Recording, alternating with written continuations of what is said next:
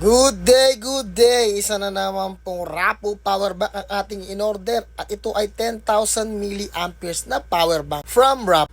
At ito nga palang power bank na to ay dual purpose. Pwedeng naka-wired at pwede siyang wireless yung itatap lang yung likod. At alam naman natin pagka Rapo power bank ay sobrang fast charging. Naku po, ayan nga nakakabit nga ako yung kanyang magnetic para sa kanyang wireless charging. So ito ang ating Rapo power bank. Ayan, makikita po natin. Out from the box, talaga naman napakaganda ng itsura at napaka-solid ng power bank na to kung talaga masusubukan nyo. Ang bilis mag-charge. At ito pa malupit, yung nasa likod na yan ang kanyang stand. At ito nga pala yung socket para sa charging. At ang charging system ng ating Rapo power bank ay Type-C pa din po.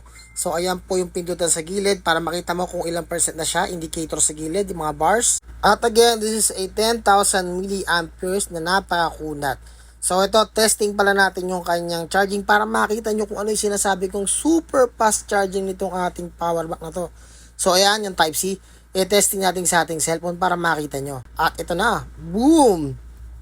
Ayan, super fast charging. Zoom out natin yan na makita na lahat. Ayan, ang bilis ng kanyang indicator charging. Dire-diretso. Kaya naman wala pang isang oras ay puno na yan yung mga cellphone. Kaya pagdating kay Rapo, makakailang cellphone ka muna bago malobat yun yung power bank. Ayan nga pala yung stand sa likod na sinasabi ko kanina. Kung gusto nyo ng wireless charging at kung compatible lang inyong mga cellphone para sa wireless charging. Ayan yung kanya nakalagay na model at other info sa likod ng ating power bank. So ganyan lang pala ilagay ang ating stand ng cell. Bend nyo lang, then magnetic din po yung likod na yan. Kaya kapit yan agad sa likod. Again, ang ating wireless charging ay compatible lang po sa mga cellphone na pwede sa wireless charging tulad po ng iPhone, Samsung, Oppo, or Xiaomi na compatible din sa wireless charging. So yung itong ating iPhone, testing natin at isang lapat nga lang ay charging na siya. So sa mga may gusto, ilalagay ko ang link sa ating yellow basket. Click nyo lang and grab yours. Thanks!